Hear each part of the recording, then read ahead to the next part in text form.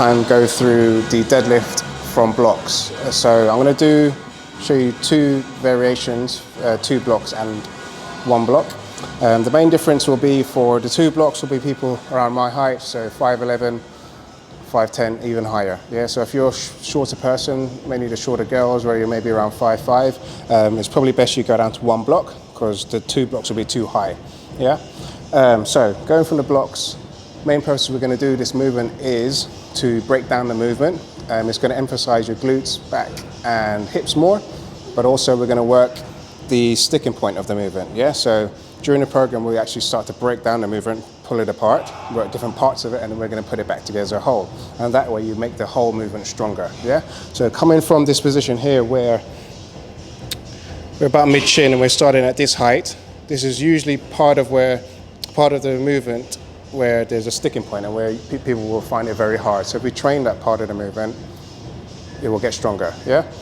So I'll give you a quick demo, but before I do that, let's talk about the taking the slack out the bar. Yeah. So when the bar is on the plate, the inside ring, the bar sits at the bottom of the ring. Yeah. So when you start the lift, the bar will naturally move to the top of the ring. So you might hear a little sound. That is the slack coming out of the bar. Yeah. So when we set ourselves up, you want to focus on pulling your hips down, keep your shoulders directly over the bar, keep your arms long. As you pull your hips down and keep your chest up, that slack will come out. That's going to be creating more tension in your hamstrings and lats, the muscles that you want to primarily use. So as we demo a movement, feet hip width apart, open the knees slightly.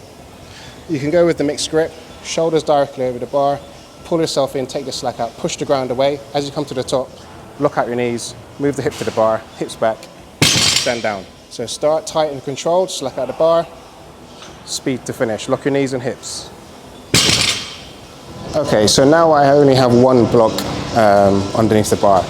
This would work a little bit better for girls or guys that are a little bit shorter. But also, as you can see with my height, it brings the bar way down my shin. There's nothing wrong with it. It could be depending on what part of the movement I want to work on. I could work on this part of the movement where I might be a little bit weaker. But when we use, one thing I do want to say is when you use the 2 blocks, that may be beneficial for a lot of taller people as well, because it will help you find a better start position. Yeah. So obviously if you're a little bit shorter, go with the 1 blocks. And what you want to aim for is, obviously not with me, when you're using 1 block, you want to be aiming for that bar to be about mid-shin. When you use 1 block and it's low on the lower side, go back to 2 blocks.